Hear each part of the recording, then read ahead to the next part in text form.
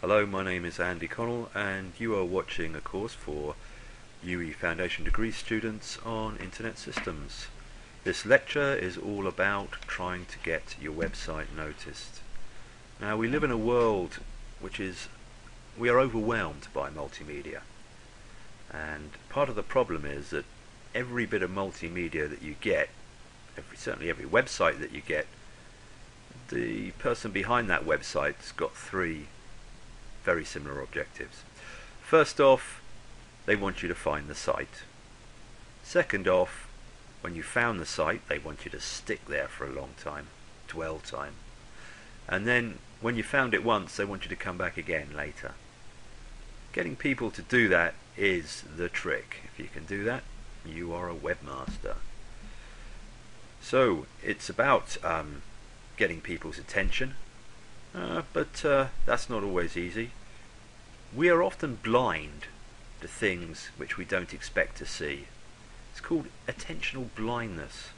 And you get various comedy sketches where magicians and the like take advantage of the fact that people don't really pay attention very much. If you want to know what I mean, go and check out Basketball Gorilla on Google.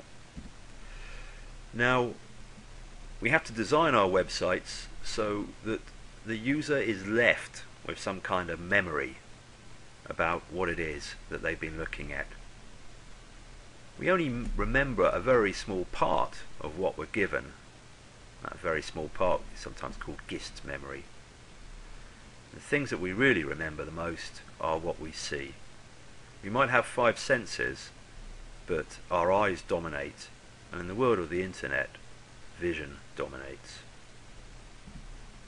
So we design something which is attractive. People look at attractive things, it grabs their attention, and then hopefully what they found is useful to them and persuades them to come back another time. So how long have we got to actually do this? Well, we've got about 4 seconds. People talk about the fact that people's attention spans are getting shorter and shorter. Well, you can't get much shorter than on the internet.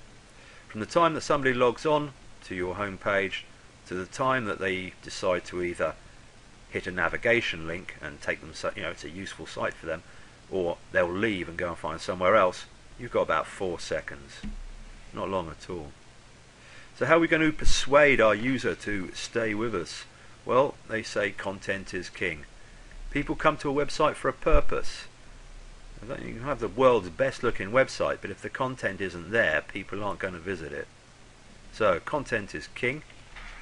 Another idea is for the web page to develop, or not to develop, but to be given a personality. You think about the people that you meet. Some people you trust, some people you don't trust. Some people are entertaining, some people aren't. So if you're arriving at a website for the purposes of entertainment, the website should have an entertaining personality. If you're arriving at a website from the point of view of perhaps education, you want that website to be concise and clear, and to carry authority. You want to trust what it's saying. So when designing a website, think about the people you like, the people that you trust.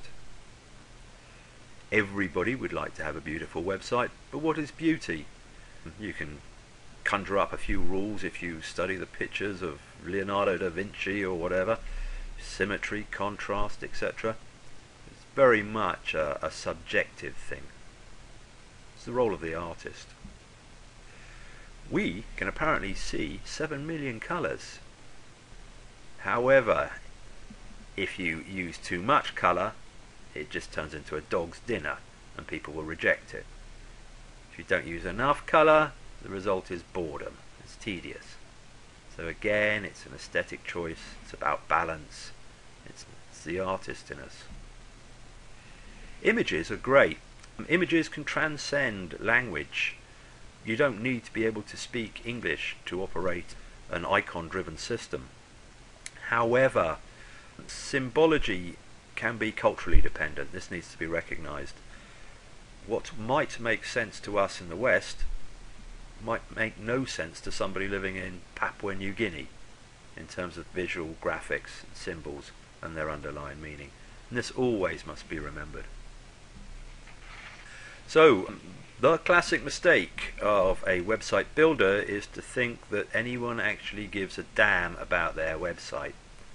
People don't care about your website. They care about their problems, they care about their wants and their needs. And if your website can fulfill their wants and needs, you're okay.